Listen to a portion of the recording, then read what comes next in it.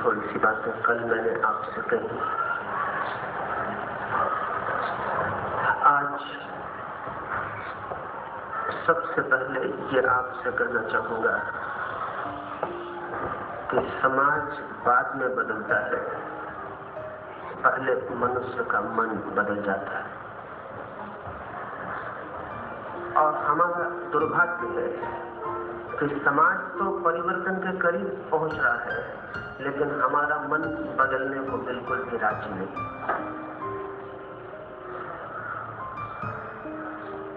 समाज के बदलने का सूत्र ही यही है कि पहले मन बदल जाए, क्योंकि समाज को बदलेगा कौन?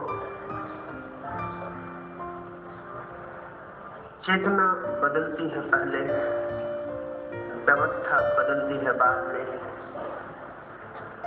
लेकिन हमारी चेतना बदलने को बिल्कुल भी तैयार नहीं।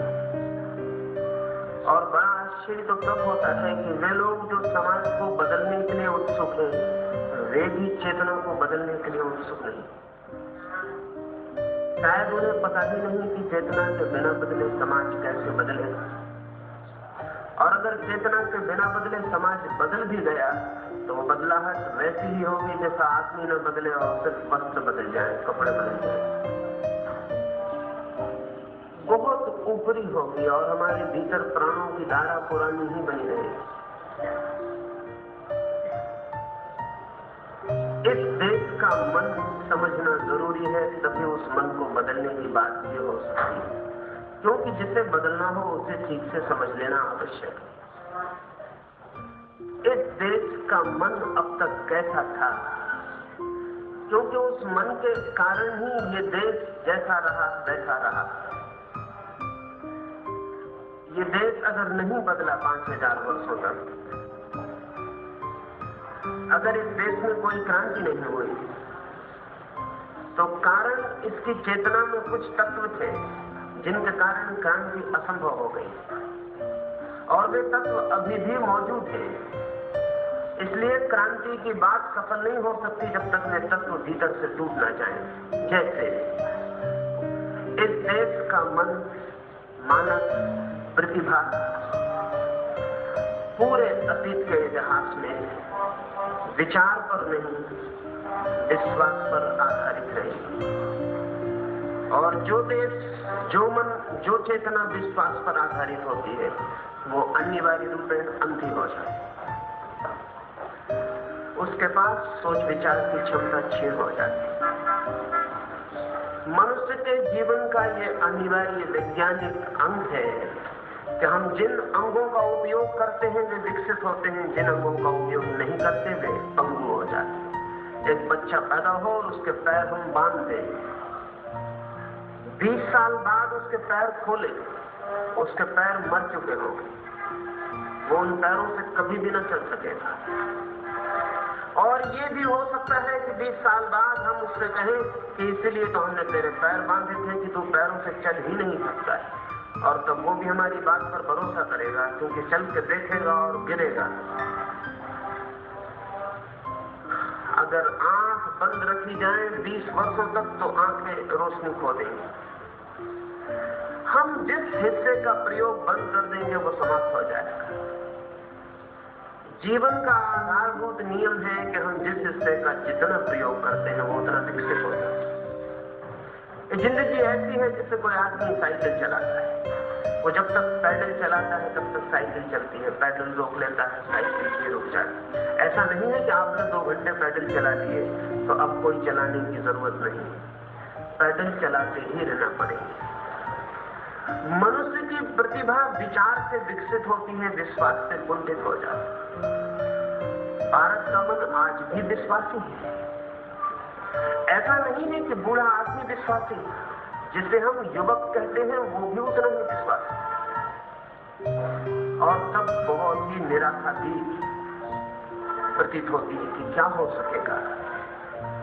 युवक इतना विद्रोह करते हुए दिखाई पड़ते हैं, वो विद्रोह बहुत ऊपरी है, उस विद्रोह में बहुत गहरे प्राण नहीं, क्योंकि भीतर उस युवक के मन में भी वही विश्वास की दुनिया अभी भी खड़ी हुई है। मैं इंजीनियर के घर का उद्घाटन करने गया, बड़े इंजीनियर हैं, जर्मनी से शिक्षित हुए हैं और पंजाब के एक बड़े नगर में उन्होंने मकान बनाया। मेरे लिए रुके थे कि मैं आऊं तो उनके मकान का उद्घाटन करूं। मैं गया, उनके मकान का फीता काट रहा था, तब मैंने देखा कि मकान के सामने एक हंडी लटकी हुई, हंडी के ऊपर आदमी के बाल और हंडी पे आदमी का चेहरा बना हुआ है। मैंने पूछा ये क्या है? उन्होंने कहा कि मकान को नजर न लग जाए। मैंने कहा कि इंजीनियर हो कि तुम जर्मनी से लौटे, मकान को भी नजर लगती है? वे कहने लगे कि नहीं, मैं तो नहीं मानता हूं, लेकिन और सब लोग कहते हैं। तो मैंने सोचा हर्ज क्या है? मैंने कहा हर्ज बहुत बड़ा है, क्योंकि जब जर्मनी से लौटा हुआ इंजीनियर भी मकान को नजर लगाने का इंतजाम करता हो, बचाने का, तो पास पड़ोस का ग्रामीण आदमी क्या करेगा? उसे भरोसा मिलेगा कि ठीक है। तुम शिक्षित होकर अशिक्षित मान्यताओं को बल दे रहे हो। मैं एक डॉक्टर के घर में मेहमान था कलकत्ते में, सांझ को निकलता था, मुझे लेके जा रहे, उनकी लड़की को छींक आ गई। उन्होंने कहा 1 मिनट रुक जाए। मैंने उनसे कहा आप डॉक्टर हो और भली भांति जानते हो कि आपकी लड़की की छींक से मेरा कोई भी लेना देना नहीं, और आपकी लड़की को छींक आए तो किसी के रुकने की कोई जरूरत नहीं, और भली भांति जानते हो कि छींक के आने के कारण क्या है। डॉक्टर ने कहा भली भांति जानता हूं कि छींक क्यों आती, लेकिन रुकने में हर्ज क्या है? वो हमारा जो भीतर गहरे में दबा हुआ मन है, वो समझौता खोज रहा है, कंप्रोमाइज खोज रहा है। अब ये डॉक्टर का चेतन मन जानता है कि छींक का क्या अर्थ है, लेकिन इसका अचेतन है, इसका अंतर से जो समाज ने इसे दिया, वो कहता है रुक भी जाओ, दोनों के बीच समझौता कर दो। जानते हैं कि छींक क्यों आई है, लेकिन फिर भी न जानने के समय में जो विश्वास बनाया था वो भी काम कर रहा है, वो भी हटता नहीं। विद्यार्थी आंदोलन करेगा, मोर्चे उठाएगा, हड़तालें करेगा, विरोध करेगा, कांच तोड़ेगा, बसें जलाएगा, और परीक्षा के समय वो भी हनुमान जी के मंदिर के पास दिखाई पड़ेगा। परीक्षा के वक्त वो भी हाथ जोड़ कर प्रार्थना करने लगेगा। परीक्षा के समय उसे भी परमात्मा वापस सार्थक मालूम होने लगे। हमारा ऊपर का मन तो शिक्षित हुआ है, उसने थोड़ा बहुत सोच विचार शुरू किया है, लेकिन भीतर का गहरा मन अब भी विश्वास में दबा है।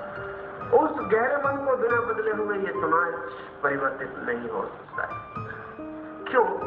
क्योंकि विश्वास के अपने नियम, विचार के अपने नियम।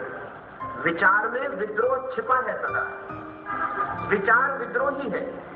आप विचार करेंगे तो विद्रोही हो ही जाएंगे। अगर विचार किया तो आपको बहुत चीजें गलत दिखाई पड़ने लगेंगी, और जो गलत दिखाई पड़ने लगेगा उसके साथ खड़े रहना असंभव हो जाएगा। इसलिए दुनिया के सभी शोषक, चाहे वे राजनेता हों और चाहे धर्मगुरु हों, मनुष्य के मन को विचार करने से रोकने का सारा इंतजाम करते हैं, क्योंकि विचार विद्रोह ले आएगा। आज नहीं कल विचार के पीछे विद्रोह की छाया आने ही वाली है। इसलिए विचार को ही तोड़ दो ताकि विद्रोह ना आ सके, और विचार की जगह विश्वास के बीज बो, क्योंकि विश्वास कभी विद्रोह नहीं करता। विश्वास विद्रोह कर ही नहीं सकता। जितना बिलीविंग माइंड है, जितना विश्वास करने वाला चित्त है, उतना अविद्रोही, प्रतिगामी, रिएक्शनरी, पुराने को पकड़ के रोका रहने वाला मन होता है। हम अब भी विश्वासी हैं, इसलिए समाज बदलेगा नहीं। समाज के वस्त्र ही बदल पाएंगे, आत्मा नहीं।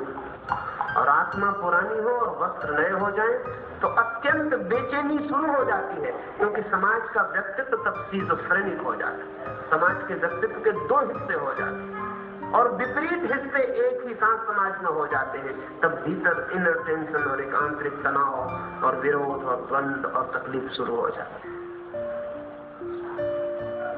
ये हमारी स्थिति, हम स्किज़ोफ्रेनिक खंड खंड विरोध खंडों में बढ़ जाने के लिए तैयार खड़े।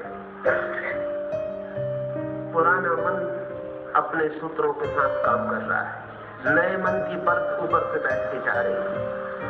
पुराने मन में मनु है, याज्ञवल्क्य है, नए मन में मार्क्स और फ्रायड और सब एक साथ है। और भारत का मन एक अजीब तरह की खिचड़ी हो गया, जिसमें सफाई नहीं है, जिसमें क्लैरिटी नहीं है, जिसमें स्पष्ट निर्णय नहीं है और जिसके पास स्पष्ट रेखाओं वाला व्यक्तित्व नहीं है, जिसके भीतर सब है, जिसके पास बैलगाड़ी की दुनिया में पैदा किए गए विश्वास है और जेट की दुनिया में पैदा किए गए विचार। हजारों सदियों का फासला एक ही साथ मौजूद है।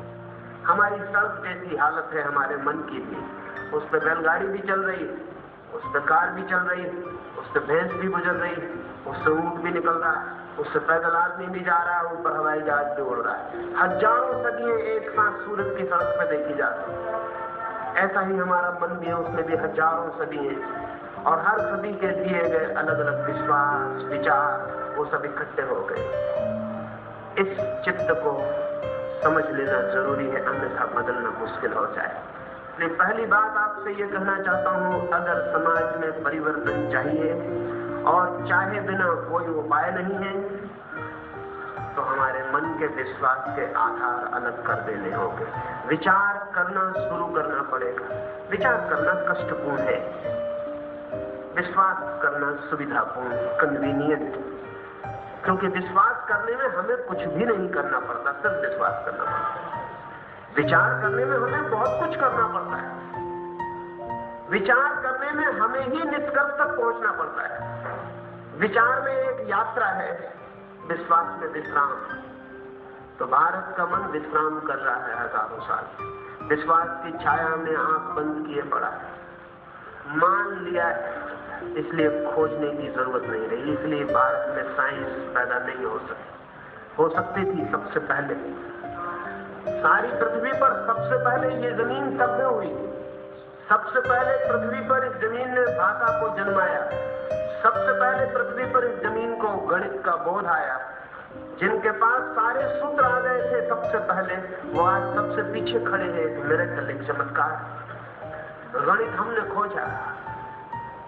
ये 1, 2, 3, 4 से 9 तक की जो गिनती है, ये सारी दुनिया में हमसे फैली, ये हमसे गई सारी दुनिया में। लेकिन आइंस्टीन हम पैदा नहीं करते, आइंस्टीन कोई और पैदा करते। न्यूटन हम पैदा नहीं करते, वो कोई और पैदा करते। सबसे पहले जिन्होंने गणित पैदा किया, गणित की ऊंचाइयां वे क्यों न छू सके? सबसे पहले जिन्होंने भाषा पैदा की, वे विचार की ऊंचाइयां क्यों न छू सके? आज से कोई 5000 साल पहले हमने सभ्यता को सबसे पहले जन्म दिया, लेकिन हमने नींव भर के छोड़ दी, ऊपर का भवन नहीं बनाया। वो भवन किन्हीं औरों ने बना लिया है। आज हम उन्हीं के सामने भीख मांगते हुए खड़े। दुनिया की सारी भाषाएं करीब करीब संस्कृत से जन्मी। रूस की भाषा में कोई 20% शब्द संस्कृत के, लिथुआनियन में कोई 75% शब्द संस्कृत के, ग्रीक या रोमन या अंग्रेजी या जर्मन, सारी भाषाएं संस्कृत से उधार। गणित हमसे फैला और सारी जगत में गया, लेकिन विचार हम न कर पाए और हम विश्वास से गिरते चले गए। विश्वास से जो हो गया उसे स्वीकार करके बैठ गया। फिर 5000 साल उसने कोई यात्रा न की। वो अपनी संस्कृत की किताब लिए दोहराता रहा, बार बार दोहराता रहा, आवृत्ति और पाठ करता रहा। जो उसने पा लिया था उसका गुणगान करता रहा। लेकिन ध्यान रहे, जो हमने पाया है उसे भी बचाना हो तो रोज नए को पाते रहना होता है। जो हमने पा लिया है उसकी सुरक्षा के लिए भी रोज नए को पाने की जरूरत पड़ती है। एक आदमी धन कमाता है, अगर उसने 10,000 रुपए पा लिए हैं तो वो भली भांति जानता है कि 10,000 भी न बचेंगे अगर 11,000 नहीं पैदा किया जाता है। ये 10,000 भी बचाने हैं तो 11,000 पैदा होता रहना चाहिए, नहीं तो ये 10,000 भी खो जाएंगे। इस जगत में या तो आगे जाओ या पीछे जाना पड़ता है। खड़े होने के लिए कोई उपाय नहीं। यहां ठहर के खड़े नहीं हो सकते। अगर अपनी ही जगह पे भी खड़ा रहना हो तो भी आगे के लिए दौड़ते रहने की जरूरत पड़ती है। और अगर किसी ने सोचा कि जहां खड़े हैं वहीं खड़े रहे तो आगे जाना बंद हो जाता है, पीछे जाना तत्काल शुरू हो जाता है, क्योंकि जगत में दो ही गतियां हैं, बढ़ो या गिरो, रुक नहीं सकते। एडिंगटन ने अपने संस्मरणों में एक बहुत अद्भुत बात लिखी। उसने लिखा है कि मैं सारी भाषा में खोजबीन करके एक शब्द को बिल्कुल झूठ पाया, और वो शब्द है रेस्ट, विश्राम। रेस्ट जैसी कोई स्थिति जगत में है ही नहीं। एक क्षण को भी कोई चीज ठहरी हुई नहीं है, या तो आगे जा रही या पीछे जा रही। बुद्ध तो कहते थे है शब्द का प्रयोग ही गलत है, क्योंकि प्रत्येक चीज हो रही है की स्थिति में कोई चीज नहीं। हम कहते हैं नदी है, गलत कहते हैं, नदी हो रही है। हम कहते हैं बूढ़ा है, गलत कहते हैं, बूढ़ा हो रहा है। हम कहते हैं जवान, गलत कहते हैं, जवान हो रहा है। हर चीज होने की हालत में है की हालत में कोई भी चीज नहीं, कोई चीज कहीं ठहरी हुई नहीं, सब चीजें हो रही हैं। लेकिन भारत विश्वास को पकड़ के होने की प्रक्रिया छोड़कर है की प्रक्रिया में विश्राम करने लगा। हाँ, विश्वास एक जरूर ऐसी चीज है जो है। एडिंगटन अगर मुझे मिलता तो उससे मैं कहता कि तुम गलत कहते हो। एक चीज है जो रेस्ट में सदा रहती है, वो है बिलीफ। वो कभी होती नहीं, वो जहां है वहीं रहती है। विश्वास जो है वो सदा ठहरा हुआ है, उसमें कोई गति नहीं, कोई कंपन नहीं, कोई आगे पीछे कुछ भी नहीं, वो जहां है वहीं। इसलिए विश्वास जगत में सबसे मरी हुई चीज है, क्योंकि जिंदगी का लक्षण है होना, मृत्यु का लक्षण है न होने की स्थिति में हो जाना। विश्वास मरी हुई चीज, लेकिन मरी हुई चीजें कन्वीनियंट होती है, सुविधापूर्ण होती है। अगर आपके घर में 10 आदमी जिंदा है तो बहुत तरह के उपद्रव होंगे, और अगर 10 आदमी मरे हुए हैं तो कोई उपद्रव नहीं होगा। मरघट तो कोई उपद्रव होते, कोई उपद्रव नहीं। जिंदगी के साथ उपद्रव, मृत्यु के साथ कोई उपद्रव नहीं। हमें शायद ये समझ में आ गया कि विश्वास के साथ सुविधा से जी सकेंगे। नहीं, मैं आपसे कहता हूं विश्वास के साथ सुविधा से मर सकेंगे। जीना हो तो जीना तो सुविधा के साथ नहीं हो सकता। जीना हो तो श्रम के साथ होगा, जीना हो तो परिवर्तन के साथ होगा, जीना हो तो संघर्ष के साथ होगा। विचार के साथ विद्रोह है, विश्वास के साथ संतोष है। विचार के साथ गति है, विश्वास के साथ मृत्यु है। विश्वास के साथ अतीत है, विचार के साथ भविष्य। हमें भारत के मन से विश्वास का जड़ें उखाड़ते देनी पड़े तो हम विचार का बीज बो सकते हैं, अन्यथा नहीं संभव हो पाएगा। और अगर हमने विश्वास की जड़ें भीतर रहने दी और ऊपर से विचार के बीज बो दिए, तो वो जो भारत का गहरा विश्वासी मन है वो विचार पर भी विश्वास कर लेता है। मेरे पास भी विश्वासी इकट्ठे हो जाते, वो मुझ पे ही विश्वास कर लेते। अब मेरा जैसा आदमी बिल्कुल भरोसे का नहीं, उस पर विश्वास करना ही नहीं चाहिए। लेकिन मेरे पास भी कोई आ जाता है, वो कहता है हम तो आपकी बात को बिल्कुल मानते हैं, आप जो कहते हैं बिल्कुल ठीक, हमारी बड़ी श्रद्धा आपके प्रति हो गई। बड़ा खतरा है, मैं श्रद्धा उखाड़ने की कोशिश में लगा, कोई मुझ पे ही श्रद्धा कर दे। वो जो उसके भीतर विश्वास वाला चित्त है वो कहता है ठीक है चलो दूसरा विश्वास छोड़ते हैं, आपको ही पकड़ लेते। इसलिए इस देश में विचार करने वाले लोग पैदा न हुए हों ऐसा नहीं है, लेकिन ये देश इतना गहरा विश्वास से भरा है कि विचार करने वाले लोगों को आत्मसात कर जाता है, उनको पी जाता है। बुद्ध पैदा हुए, बुद्ध जैसा विचार करने वाला पृथ्वी पर मुश्किल से कभी कोई पैदा होता है। हम बुद्ध को भी पी गए। बुद्ध ने कहा कोई भगवान नहीं है, हमने कहा कि तुम ही भगवान। बुद्ध ने कहा कोई मूर्तियां मत बनाना, किसी की पूजा मत करना, कोई पूज्य नहीं है। हमने बुद्ध की इतनी मूर्तियां बनाई जितनी दुनिया में किसी आदमी की नहीं।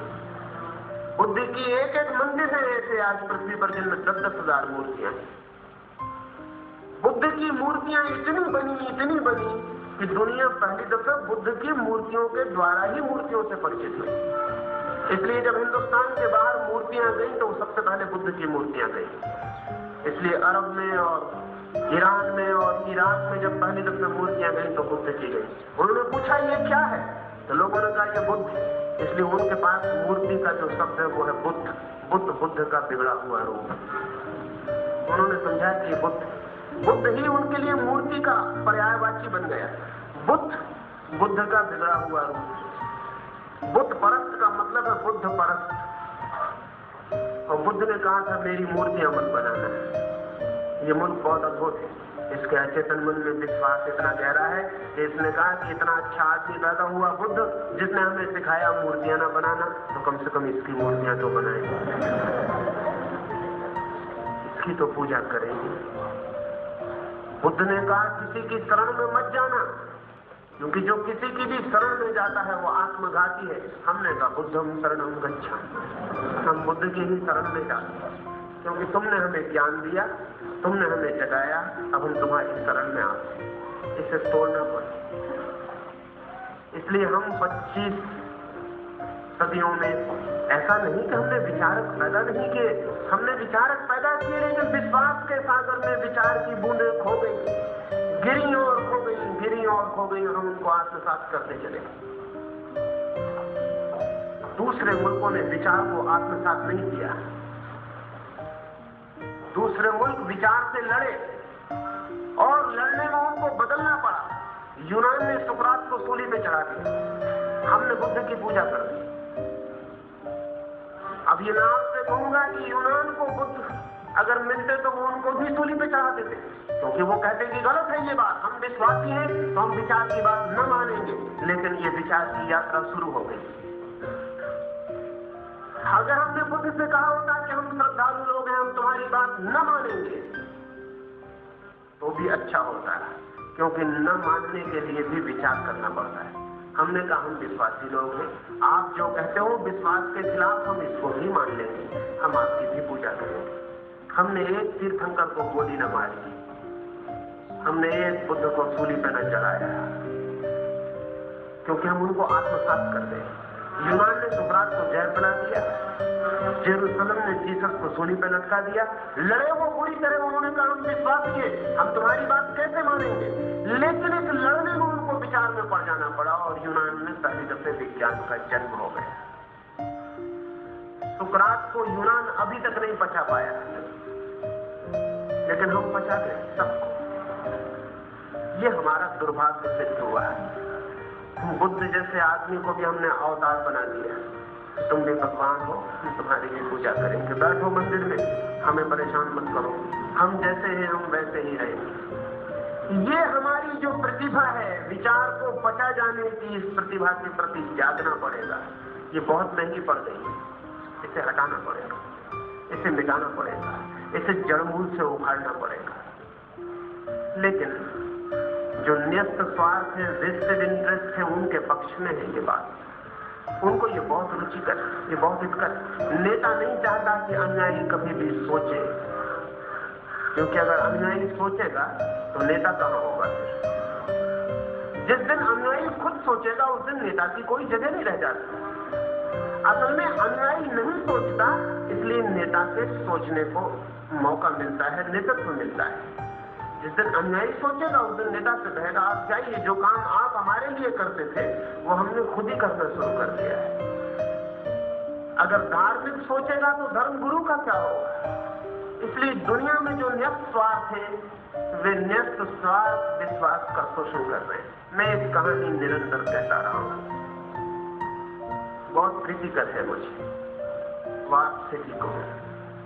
सुना है मैंने कि किसी गांव में एक छोटी सी तेली की दुकान पर एक सुबह एक विचारक गया।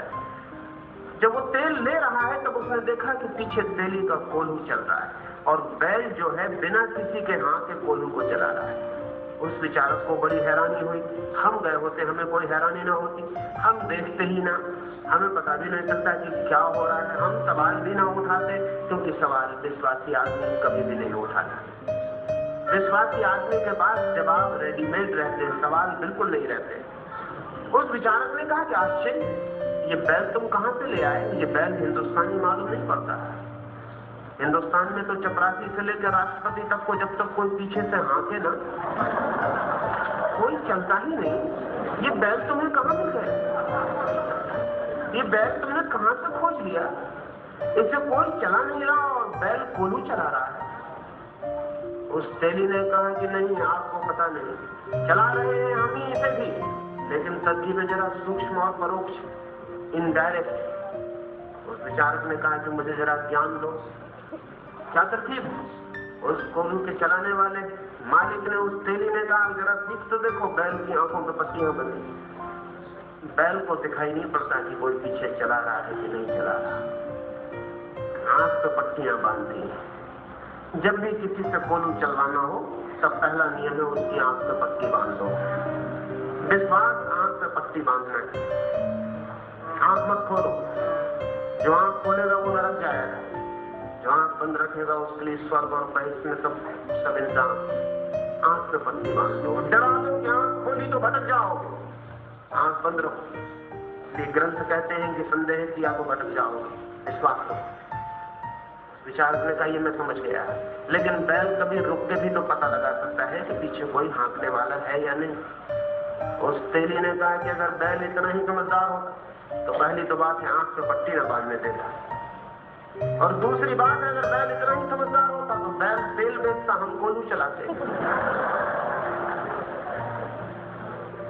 हमने काफी सोच विचार किया है, तभी बैल कोल्हू चला रहा और हम दुकान चला रहे हैं। हमने बैल के गले में घंटी बांध रखी, जब तक बैल चलता रहता है घंटी बजती रहती है और मैं जानता हूं कि बैल चल रहा है। जैसी घंटी रुकी कि हमने छलांग लगाई और बैल को हाँका।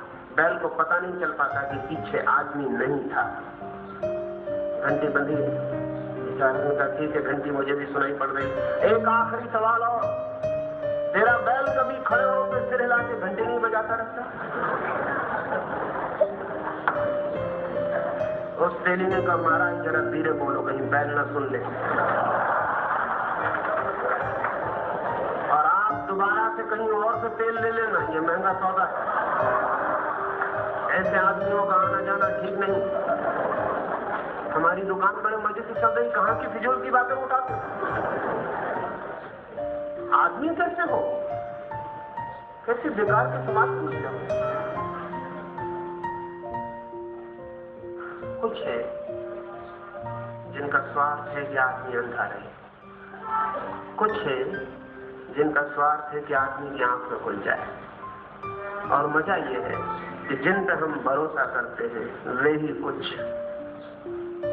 नेता, गुरु, मंदिर, मस्जिद, वे ही जिनके हम पैर पकड़े, उनका ही नियत स्वार्थ है कि आदमी में विचार पैदा न हो।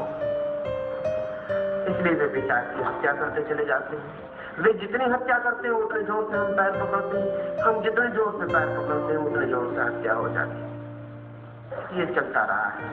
इसे तोड़ने की तैयारी भारत को दिखानी पड़े। जिस चौराहे पे हम खड़े हैं, अगर वहां से हम विश्वास लेकर ही आगे बढ़े तो हमारा कोई भविष्य नहीं है। इस चौराहे से हमें विचार लेके आगे बढ़ना होगा। निश्चित ही विचार और विश्वास की प्रक्रियाएं बुनियादी रूप से अलग है, इसलिए प्रक्रियाओं के भेद को समझ लेना चाहिए। आइंस्टीन से किसी ने मरने के कुछ दिन पहले पूछा कि आप एक विचारक में और एक विश्वासी में क्या फर्क करते हैं? आइंस्टीन ने कहा, मैं थोड़ा सा ही फर्क करता हूं। अगर विचारक से 100 सवाल पूछो तो 99 सवालों के संबंध में कहेगा मुझे मालूम नहीं, और जिस एक सवाल के संबंधों से मालूम होगा तो कहेगा कि मुझे मालूम है, लेकिन जितना मुझे मालूम है उतना कह रहा हूं। ये उत्तर अंतिम नहीं, अल्टीमेट नहीं। कल और भी मालूम हो सकता है और तब उत्तर बदल सकता है। विचार करने वाले के पास बंधे हुए अंतिम उत्तर नहीं हो सकते। विचार करने वाले के पास सभी प्रश्नों के उत्तर नहीं हो सकते। जिंदगी बहुत जटिल है और जिंदगी बहुत गहरा बहस है और जिंदगी में बहुत कुछ अज्ञात और अनंत है। विचार करने वाले को दिखाई पड़ता है कि अज्ञान बहुत बड़ा है, ज्ञान बहुत छोटा है। जैसे अमावस की अंधेरी रात में एक हाथ में मिट्टी का छोटा सा दिया है, चारों तरफ घनघोर अंधेरा है और छोटा सा मिट्टी का दिया है, और वो ज्योति भी प्रतिपल बुझी बुझी होती है। हवा के झोंके आते हैं और ज्योति बुझने को होती है और अंधेरा बढ़ने को होता है। प्रतिपल अंधेरा चारों तरफ से ज्योति को घेरे हुए है। मजा ये है कि उस ज्योति में सिवाय अंधेरे के और कुछ भी दिखाई ही नहीं पड़ता। विचार के पास अंतिम उत्तर नहीं हो सकते। विचार के पास ज्यादा से ज्यादा काम चलाऊ उत्तर हो सकते हैं और विचार के पास कभी उत्तर नहीं हो सकते। विश्वास के पास सभी उत्तर है और काम चलाऊ नहीं है, अल्टीमेट है, आखिरी। विश्वास के लिए सब मालूम है, कुछ अज्ञात नहीं है, कोई रहस्य नहीं है। उसे परमात्मा का घर ठिकाना भी पता है, स्वर्ग और नरक की गहराई और लंबाई और चौड़ाई भी पता है, उसे सब पता है। विश्वासी परम ज्ञानी और विचारक परम अज्ञानी। इसलिए हमारे अहंकार को विश्वास में तो मजा आता है, विचार में तकलीफ होती है, क्योंकि विश्वास करके हम भी परम ज्ञानी हो जाते हैं।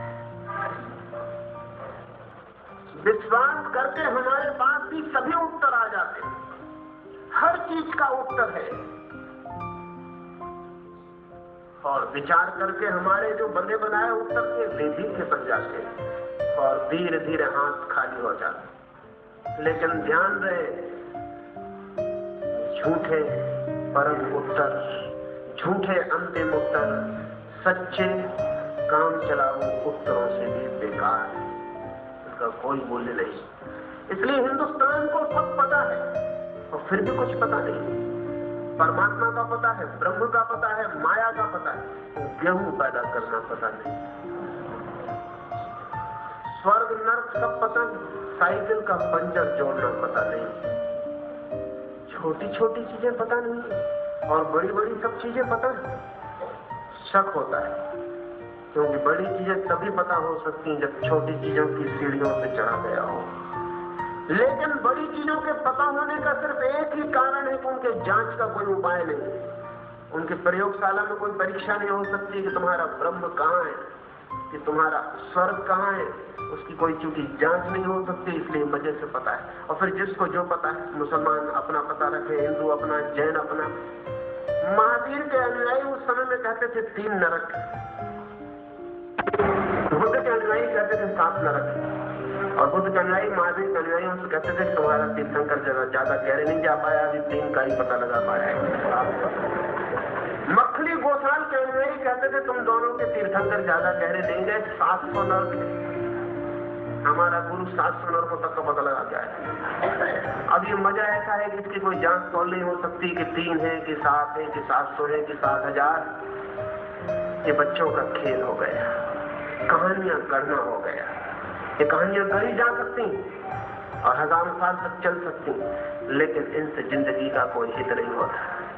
ज्ञान भी सीढ़ियों से यात्रा करता है और ज्ञान भी पहले जो क्षुद्रतम है उसे जानता है, तब विराटतम को जान पाता है। विचार की प्रक्रिया जो निकट है उसे जानने से शुरू होती है, विश्वास की प्रक्रिया जो दूर है उसे मानने से शुरू होती है।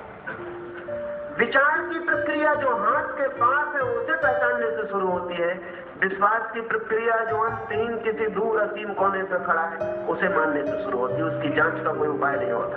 इसलिए विश्वासी कौन एक्सपेरिमेंटल नहीं हो पाती, प्रयोगात्मक नहीं हो पाती, क्योंकि प्रयोग तो हाथ के पास किया जा सकता है, दूर का प्रयोग नहीं किया जा सकता। विचार करने वाली कौन प्रयोगात्मक हो पाती, प्रयोग से विज्ञान का जन्म होता है।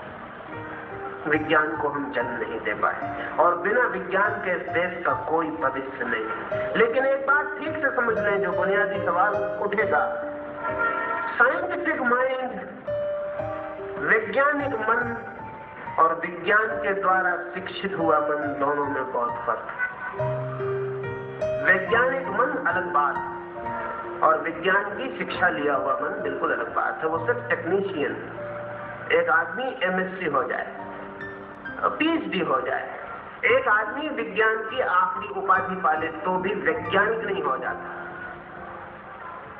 सिर्फ उसके पास इंफॉर्मेशन होती है, संग्रह होता है। लेकिन चित्त का वैज्ञानिक होना बहुत दूसरी बात। ये हो सकता है कि यह आदमी फिर भी विश्वासी हो और विश्वास ही करता चला जाए, ये विज्ञान की किताबों पर भी विश्वास कर ले, इसे जो पढ़ाया जाए वो मान ले कि आर्किमिडीज ठीक है, न्यूटन ठीक है, आइंस्टीन ठीक है, कल कहता था कृष्ण ठीक है, महावीर ठीक है, बुद्ध ठीक है। जिस तरह श्रद्धा पूर्वक उन्हें स्वीकार करता था, उसी तरह श्रद्धा पूर्वक आइंस्टीन को स्वीकार कर ले तो ये विज्ञान का स्नातक हो जाएगा, लेकिन वैज्ञानिक न हो पाएगा। इसलिए हम हिंदुस्तान में एक बड़ी भूल में पड़ रहे हैं। हिंदुस्तान को साइंटिफिक माइंड की जरूरत है और हम सोच रहे हैं कि हम यूनिवर्सिटी से साइंस के ग्रेजुएट निकाल के काम पूरा कर लेंगे। वो पूरा नहीं होने वाला, क्योंकि वो जो साइंस का ग्रेजुएट है वो भी यूनिवर्सिटी से निकल के घोड़े पे बैठ के दूल्हा बन जाता है, वो भी बैंड बाजा बजाता हुआ शादी करने चला जाता है, वो भी जन्म कुंडली दिखा के तिथि निकलवा लेता है, वो भी हाथ की रेखा दिखलवा के पूछता है कि परीक्षा पास होगा कि नहीं, धन मिलेगा कि नहीं। तो ये जो आदमी है ये स्नातक हो जाएगा, ये विज्ञान की परीक्षा पास कर लेगा, लेकिन वैज्ञानिक होना बहुत दूसरी बात है। और विज्ञान के स्नातकों से देश नहीं बदलेगा, वैज्ञानिक चित्त से देश बदलेगा। वैज्ञानिक चित्त का मतलब है तर्क करने वाला चित्त, प्रश्न पूछने वाला चित्त, जल्दी से उत्तर मान लेने वाला चित्त नहीं, जब तक पूछ सके पूछने वाला चित्त, पूछता ही जाने वाला चित्त। लेकिन हमने हजारों साल से ऐसे चित्त की गर्दन काट दी। सुना है मैंने कि जनक ने एक बहुत बड़ा आयोजन किया था, उस जमाने के सारे ज्ञानियों को इकट्ठा किया था। उस दिन इस मुल्क के भाग्य का फैसला हो गया था। इस चौरस्ते पर उस फैसले को फिर से बदलने की जरूरत आ गई। जनक के जमाने के जितने ज्ञानी थे उसने इकट्ठे किए थे। उसने 1000 गायें अपने द्वार पर खड़ी कर रखी थी। उन गायों के सींगों पर सोना चढ़ा दिया था, हीरे जड़ दिए थे और कहा था कि जो सबसे ज्यादा ज्ञानी होगा वो इन गायों को ले जाएगा। बड़े बड़े ज्ञानी आए, बड़े बड़े पंडित आए, विचारक आए, सभा में बड़ा विवाद हुआ। पीछे याज्ञवल्क्य को खबर मिली, वो भी आया। वो अपने शिष्यों को लेके आया। वो दरवाजे के भीतर घुसा और उसने शिष्यों से कहा कि जाओ गायों को तो पहले घर ले जाओ, निपटारा हम पीछे कर देंगे। गायें धूप में खड़ी बहुत थक गई होंगी। सारी सभा घबरा गई। जनक भी कुछ बोल ना सका, लेकिन कोई भी ये न समझा कि इस तरह दंभ की भाषा बोलने वाला आदमी ज्ञानी नहीं हो सकता। याज्ञवल्क्य भीतर गया आकुलता हुआ, उसने सबको हरा दिया। तब एक स्त्री गार्गी खड़ी हुई और गार्गी ने याज्ञवल्क्य से प्रश्न पूछने शुरू किए। याज्ञवल्क्य उसके प्रश्नों से घबराने लगा,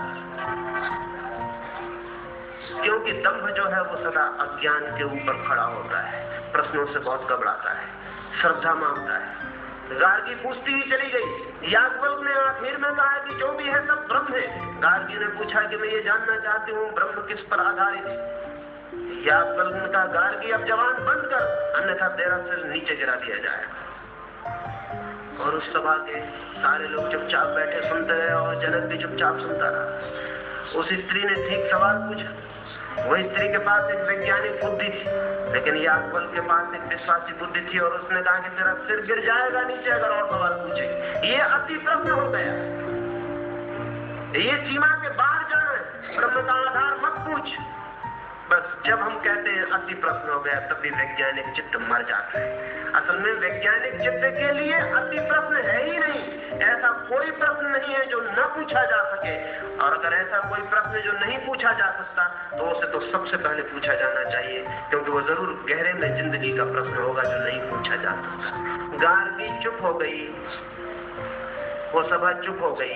याज्ञवल्क्य गायों को घेर के चला गया। उस दिन से 5000 साल हो गए, हमने अति प्रश्न नहीं पूछे, और जब अति प्रश्न नहीं पूछे तो हिम्मत टूटती चली गई। फिर हमने प्रश्न ही पूछना बंद कर दिए, फिर हम जवाबों पर ठहर गए। अब हमारे पास जवाब सब है, प्रश्न बिल्कुल नहीं है।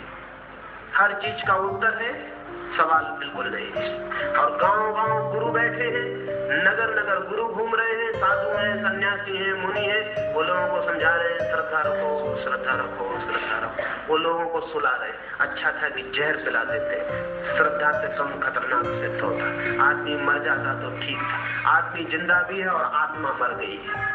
वो प्रश्न पूछने से जो तेजस्विता आती है, संघर्ष करने से विचार के जो बल आता है, आग में गुजरने से प्रश्न की जो निखार आता है, वो सब खो गया, सब मल्ला हो गया। इस चौरस्ते पर मैं दोहरा के याज्ञवल कहीं सुनते हो तो उनसे कहना चाहता हूँ कि गाय भी अब अति प्रश्न पूछेगी और याज्ञवल गाय वापस लौटा जाओ, अभी चलेगा नहीं।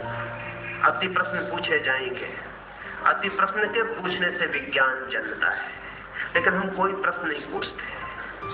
विचार प्रश्न पूछता है, विश्वास उत्तर स्वीकार करता है। ध्यान रहे, प्रश्न पूछ के भी उत्तर मिलते हैं, लेकिन वे अपने होते हैं। बिना प्रश्न पूछे भी उत्तर मिलते हैं, वे सदा दूसरे के होते हैं। दूसरे का उत्तर कभी किसी देश की प्रतिभा को आगे नहीं बढ़ा पाता। अपना उत्तर चाहिए, और अपना उत्तर उसी के पास होता है जिसके पास अपना प्रश्न हो। जिसके पास अपना प्रश्न ही नहीं, उसके पास अपना उत्तर कैसे हो सकता? उस पास बारूद, बातें, उधार उत्तरों का संग्रह होता है, जिनके नीचे छाती दब जाती है और आदमी डूब जाता है। हिंदुस्तान अपने रेडीमेड बातें उत्तरों में दब के मर गया, डूब गया। हमारी प्रतिभा का निखार नहीं है, धार नहीं है हमारी प्रतिभा पर। ये धार पैदा करनी पड़े। इसलिए पहला सूत्र आपसे कहता हूँ, विश्वास नहीं, विचार। श्रद्धा नहीं, संदेह। बिलीफ नहीं, डाउट। संदेह जितने जोर से हमें पकड़ ले, जीवन के सारे प्रश्नों को संदेह पकड़ ले, उतने जोर से हम विचार में लग जाएंगे। मजा यह है कि संदेह पकड़ता है तो विचार करना ही पड़ता है। बचने का उपाय नहीं, कोई एस्केप नहीं, भागने का सुविधा नहीं। अगर संदेह पकड़ेगा तो विचार करना ही पड़ेगा, और अगर संदेह नहीं पकड़ेगा तो विचार की कोई जरूरत ही नहीं रह जाती। अनावश्यक है विचार, व्यर्थ का श्रम। हम एक एक बच्चे को श्रद्धा सिखा रहे हैं। बाप अपने बेटे से कह रहा विश्वास रखो, क्योंकि मैं जो कहता हूँ वो ठीक ही होगा, क्योंकि मैं उम्र में बड़ा हूँ, मैं बाप, मैं अनुभवी हूँ। होंगे अनुभवी जरूर है बाप, उम्र में बड़े हैं, लेकिन जिंदगी जो सबसे बड़ा पाठ सिखा सकती थी उससे चूक गए। वो ये था कि किसी पे श्रद्धा मत थोपना, अन्यथा उसके विचार का जन्म नहीं हो पाएगा। उस पर श्रद्धा थोप रहा है, बाप थोप रहा है, माँ थोप रही है। उन्हें सुविधा है, क्योंकि बच्चों के सवाल तकलीफ में डालते हैं, अति प्रश्न हो जाते हैं। अगर उत्तर दो तो वो और गहरी बातें पूछेंगे। इसलिए बाप पहले ही सचेत हो जाता है कि ऐसी बातें में पूछ ले जिनके उत्तर मुझे पता नहीं। इसलिए वो पहले ही डंडा उठा लेता है कि बस अब आगे मत पूछना, यही बात खत्म करो। हम सब जानते हैं और तुम भी जान लोगे जब उम्र आएगी, अनुभव आएगा। बच्चे प्रश्न पूछते आते हैं, बूढ़े उत्तर लिए हुए मर जाते हैं। सब बच्चे फिर से प्रश्न उठाना चाहते हैं, वे ही जो दुनिया में पहली दफा बच्चों ने उठाए होंगे, लेकिन हम उनकी गर्दन दबा देते हैं। और हमारी शिक्षा उन्हें संदेह नहीं सिखाती, हमारी शिक्षा सिर्फ उन्हें उत्तर सिखाती है। गुरु भी डंडा लिए उनको उत्तर ठोक ठोक के सिखाता रहता है। पूरी हमारी शिक्षा की व्यवस्था उत्तर सिखाने की व्यवस्था है। हम कंप्यूटर की तरह आदमी को फीड कर देते हैं, हर चीज का उत्तर बता देते हैं। टिम्बकटू कहाँ है बता देते हैं, ये रहा। अफ्रीका कहाँ है, ये रहा। पानी कैसे बनता है, ऐसे बनता है। सब उत्तर दे देते हैं। और 20-25 वर्ष की अत्यंत अमानवीय शिक्षा के भीतर से गुजरकर, जिसमें बाप, माँ, भाई, परिवार, शिक्षक सब सम्मिलित थे, बच्चे की प्रतिभा प्रश्न पूछना बंद कर देती। फिर वो प्रश्न पूछती ही नहीं, फिर उत्तर बांध के बैठ जाती है और वो आदमी मर गया। सच बात यह है कि हम मर बहुत पहले जाते हैं, दफनाए बहुत बाद में जाते हैं। बड़ा फासला होता है मरने और दफनाने में। बहुत कम सौभाग्यशाली लोग हैं जो उसी दिन मरते हैं जिस दिन दफनाए जाते हैं। कोई 30 साल में मर जाता है, कोई 25 साल में दफनाता है, कोई 70 साल में दफनाया जाता है, कोई 80 साल में। अभी अमेरिका के हिस्पियों ने एक छोटा सा नारा दिया है, वो नारा मुझे बहुत प्रीतिकर लगा। वो नारा बहुत अजीब। उन्होंने नारा दिया है कि 30 साल के ऊपर के आदमी का भरोसा मत करना, क्योंकि 30 साल के ऊपर के आदमी के जिंदा होने का ही सबूत नहीं, वो आमतौर से मर गया होता है। इसमें सच्चाई है। ये बात एकदम झूठ नहीं मालूम पड़ती, इसमें सच्चाई है। मार ही डालते हैं हम।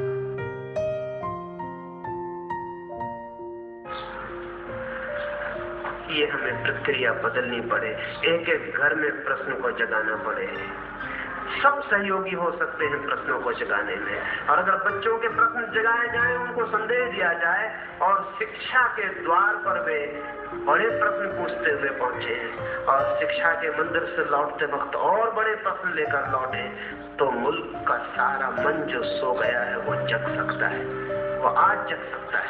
कोई कारण नहीं है, लेकिन उसमें बड़ी तकलीफें हैं। क्या होगा उनका जो विश्वास पर ही जी रहे हैं और विश्वास तो बहुत कुछ जी रहा है। क्या होगा उनका जो विश्वास पर ही टिके हैं और विश्वास पे बहुत कुछ टिका है। क्या होगा उनका जिनका विश्वास ही सारा शोषण है। उन सबको बड़ी बेचैनी छा जाती है, उन सबको बड़ी कठिनाई हो जाती है। इसलिए वे संदेह उठाने वाले लोगों से भयभीत, वे घबराए हुए, वे चाहते हैं कि संदेह मत उठाओ, क्योंकि संदेह बगावत ले आ सकता है। इसलिए वे चाहते हैं लोगों को संतोष सिखाओ, ताकि संतोष बगावत को मार दे। अभी रासायनिक बड़ी खोजें हुई हैं, LSD है, मेस्कलिन है और तरह के ड्रग्स खोजे गए हैं और कुछ ऐसी केमिकल व्यवस्था भी कल्पना में आ गई है जिससे मनुष्य के भीतर से असंतोष को दूर किया जा सकता है। बहुत दूर नहीं है वो दिन कि हम गांव के पानी की झील में ऐसे केमिकल्स डाल दें कि सारे गांव के लोग अपने अपने नल से पानी पीते रहे, उन्हें पता भी न चले और उनके भीतर से असंतोष समाप्त हो जाए। जब मैं भी एक रासायनिक क्रांति पर एक किताब पढ़ रहा था और जब मुझे ये पता चला कि इस तरह के द्रव्य खोज लिए गए हैं जो आदमी के भीतर से अशांति को, असंतोष को, विद्रोह को छीन सकते हैं, तो मेरा मन हुआ उस लेखक को एक पत्र लिखूं कि तुमने अब खोजे ये बड़ी पुरानी खोज है, भारत में 5000 साल पहले खोज की, लेकिन हमने आध्यात्मिक तरकीबें खोजी थी, भौतिक तरकीबें नहीं। हम किसी आदमी को कोई इंजेक्शन दे के संतोष नहीं लाना चाहते, हमने संतोष की और भी अच्छी व्यवस्था खोजी थी। हम संतोष ही पिलाते थे बचपन से, हमने इस देश को संतुष्ट ही रखा। हमने उस बिंदु तक न जाने दिया जहां असंतोष शुरू होता है, क्योंकि जहां असंतोष शुरू होता है तो फिर बॉइलिंग पॉइंट बहुत दूर नहीं रहता, फिर उबलने का बिंदु भी पास आएगा और क्रांति होगी। असंतोष है आग, अगर बढ़ती चली जाए तो एक बिंदु पर एवापोरेशन, पानी भाप बनेगा, छलांग लगेगी, क्रांति हो जाएगी। इसलिए हम संतोष सिखाते रहे। हम कहते हैं संतोष सबसे बड़ा धर्म है, संतोष से बड़ा अधर्म नहीं हो सकता, क्योंकि धर्म का मतलब अगर गति है, अगर धर्म का मतलब विकास है, अगर धर्म का मतलब प्रगति है, अगर धर्म का मतलब रोज आगे जाना है, तो संतोष धर्म नहीं हो सकता, असंतोष धर्म होगा। हम सिखाते हैं कि संतोष जिसे मिल गया उसे सब मिल गया। नहीं, बात उल्टी, संतोष जिसे मिल गया उसे सब नहीं मिल जाता। हाँ, सब जिसे मिल जाए उसे संतोष जरूर मिल सकता है, लेकिन हम संतोष को पहले पिला देते हैं और तब सब यात्रा बंद हो जाती है, डबरा बन जाता है। एक नदी अगर संतुष्ट हो जाए तो तालाब बन जाएगी, सागर नहीं बन सकती। कैसे बनेगी सागर? नदी संतुष्ट हो जाए तो जाए कहां? पहाड़ों को तोड़े क्यों, लड़े क्यों पत्थरों से, मार्ग क्यों बनाए, अनजान अपरिचित खाइयों खड्डों में भटके क्यों? सागर का क्या भरोसा है? सागर होगा ही इसका क्या पता है? सागर है बहुत दूर, गंगा है गंगोत्री में, सागर है बहुत दूर, इतना लंबा फासला, कोई मार्ग बना नहीं, पक्के सीमेंट रोड नहीं, पत्थर तोड़ने हैं, रास्ता बनाना है, अनजान अपरिचित को जिसका ठिकाना नहीं, कहाँ है वहां जाना है, कौन जाए? संतोष कर ले गंगा तो गंगोत्री ही रह जाए, फिर गंगा ना बन पाए। मालूम है गंगोत्री पर गंगा बहुत बड़ी नहीं है, हो भी नहीं सकती, तो सागर से मिलते समय बड़ी होती है। अमेज़न नदी दुनिया की सबसे बड़ी नदी है, अमेज़न नदी में दुनिया का सबसे ज्यादा पानी है, लेकिन अमेज़न नदी जहां से निकलती है वो जगह सब भारतीयों को घुमाने जैसी, और कहीं उन्हें ले जाने की जरूरत नहीं। सब भारतीयों को अमेज़न नदी के उद्गम स्रोत पर जरूर ले जाकर खड़ा कर देने जैसा है। वहां जहां से अमेज़न निकलती है वहां से सिर्फ एक एक बूंद टपकती है, और एक एक बूंद के टपकने में भी दो बूंद के बीच में 20 सेकंड का फासला है। एक बूंद गिरती है, फिर 20 सेकंड बाद दूसरी बूंद गिरती है। ये अमेज़न नदी का उद्गम स्रोत है। कितना सौभाग्य होता है इस नदी का कि यहीं तृप्त हो जाती है और संतुष्ट हो जाती है। तो ये एक बूंद ही रह जाती, शायद बूंद भी न रह जाती, लेकिन ये अमेज़न सागर बन जाती, यात्रा करती है असंतोष की, और आगे और आगे और आगे भागी चली जाती है। भारत की प्रतिभा बूंद रह गई है, सागर नहीं बन पाई, संतोष पकड़ गया है। जो है चुपचाप स्वीकार कर लो। हमारे सारे शिक्षक समझा रहे हैं आवश्यकताएं कम करो, हमारे सारे शिक्षक समझा रहे हैं सिकुड़ो सिकुड़ो सिकुड़ो, बिल्कुल बूंद रह जाओ। हमारे शिक्षक समझा रहे हैं सब सिकुड़ो। जीवन कहता है फैलो, जीवन कहता है विस्तार करो, जीवन कहता है जाओ दूर को, अनंत को। और हमारे शिक्षक कहते हैं सिकुड़ो, सीमा छोटी करो और छोटी करो, जितनी भी है बड़ी है, और सिकुड़ो और सिकुड़ो और मर जाओ, कब्र में समा जाओ तो परम स्थिति को उपलब्ध हो जाओ। जिंदगी है विस्तार, जिंदगी का सूत्र है विस्तार। यहाँ सब बड़ा होता है। एक बीज बो दे तो एक वृक्ष पैदा होता है, छोटा सा बीज इतना बड़ा वृक्ष बन जाता है कि 1000 बैलगाड़ियां उसके नीचे विश्राम करें। और एक छोटा सा बीज बो दे तो उस वृक्ष पर अरबों बीज पैदा होते हैं। कितना फैलाव कर दिया एक बीज ने। एक छोटा सा बीज फैल के अरब बीज हो गया। अरब बीज बो दे, फैलता चला जाएगा, फैलता चला जाएगा। जीवन विस्तार, मेरी दृष्टि में ब्रह्म का एक ही अर्थ है, उस शब्द का भी वही अर्थ है। ब्रह्म शब्द का अर्थ है फैलाव, विस्तार, जो फैलता ही चला जाता है, जो रुकता ही नहीं, जो रुकता ही नहीं, जो अंतहीन फैलाव। ब्रह्म शब्द का भी मतलब ही यही है। ब्रह्म का मतलब होता है दी एक्सपेंडिंग। अभी आइंस्टीन के बाद ये पता चला कि विश्व जो है, ब्रह्मांड जो है वो फैल रहा है, वो एक्सपेंड कर रहा है, वो ठहरा हुआ नहीं है। सब तारे अरबों खरबों मील प्रति सेकंड के हिसाब से फैलते चले जा रहे हैं। जैसे कोई हवा का फुग्गा हो, रबर का, और उसको हम हवा भरते जाएं वो फैलता चला जाए। ऐसा हमारा ये विश्व ठहरा हुआ नहीं है, ये फैलता चला जा रहा है। इसकी सीमाएं रोज बड़ी हो रही हैं। ये अंतहीन फैलाव, जिससे पहली दफा ब्रह्म शब्द सूझा होगा वो आदमी अद्भुत रहा होगा, क्योंकि ब्रह्म का मतलब होता है फैलना, फैलते ही चले जाना, फैलते ही चले जाना। लेकिन कितना अद्भुत है, जिन लोगों ने ब्रह्म शब्द खोजा उन्हीं लोगों ने सिकुड़ने की फिलॉसफी खोजी। वे कहते हैं सिकुड़ते चले जाओ, अपरिग्रह, अनासक्ति, त्याग, वैराग, सिकुड़ो, छोड़ो, जो है उससे भागो और सिकुड़ते जाओ, जब तक बिल्कुल मर न जाओ तब तक सिकुड़ते चले जाओ। संतोष इसका आधार बना, सिकुड़ना इसका क्रम बना, और आज की आत्मा सिकुड़ गई और संतुष्ट हो गई। अब जरूरत है कि फैलाव से इस चौराहे पर फैलने का निर्णय लेना पड़ेगा। छोड़ो संतोष, लाओ नए असंतोष, नए डिस्कंटेंट, दूर को जीतने की, दूर को पाने की, दूर को उपलब्ध करने की आकांक्षा को जगाओ, अभीप्सा को जगाओ कि जो भी पाने योग्य है पाकर रहेंगे, जो नहीं पाने योग्य है उसको भी पाकर रहेंगे। तो इस मुल्क की प्रतिभा में प्राण है, इसके भीतर से कुछ जगे, क्योंकि जब भी कुछ जगता है तब फैलना चाहता है, और जब फैलना नहीं चाहते आप तो सोने के सिवाय कोई उपाय नहीं रह जाता, सो जाता है। अभीप्सा जगानी है, डिस्कंटेंट, असंतोष। कहीं अगस्तीन ने एक शब्द लिखा है, वो मुझे प्रीतिकर हो गया। लिखा है उसने डिवाइन डिस्कंटेंट, लिखा है धार्मिक असंतोष, लिखा है पवित्र असंतोष। सच में असंतोष से ज्यादा पवित्र और कुछ भी नहीं, क्योंकि असंतोष गति है, विकास है, परिवर्तन है, क्रांति है। इसलिए आज की चर्चा में ये दूसरों को दोहरा दूं और बात पूरी करूं। विश्वास नहीं चाहिए विचार, अंधापन नहीं चाहिए संदेह,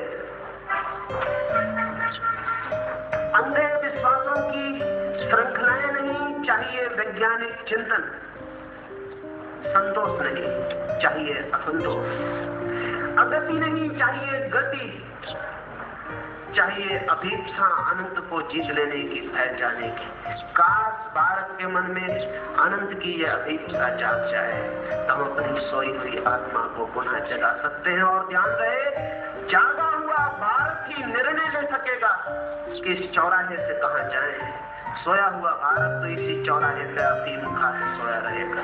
अफीम के हमने अच्छे अच्छे नाम रखे। किसी अफीम की पुड़िया पे लिखा है राम नाम, किसी अफीम की पुड़िया पे लिखा है भगवत भजन, किसी अफीम की पुड़िया पे कुछ और, किसी अफीम की पुड़िया पे कुछ और। अफीम की पुड़ियां तैयार हैं, भक्तगण अफीम की पुड़ियां लेके चौरस्ते पे सो रहे हैं और आप पूछते हैं कि समाज परिवर्तन के चौराहे पर और समाज अफीम खा के सोया हुआ है। कौन परिवर्तन, कैसा चौराहा, कहां जाना है? झंझट में मत पड़ो, अफीम लो, सो जाओ। सोने से ज्यादा सरल सुविधापूर्ण और कुछ भी नहीं है। इस संबंध में जो भी प्रश्न हो वो आप लिख देंगे, कल सुबह उनके हम बात कर सके। मेरी बातों को इतनी शांति और प्रेम से सुना, उससे अनुग्रहित हूँ और अंत में सबके भीतर बैठे प्रभु को प्रणाम करता हूँ। मेरे प्रणाम।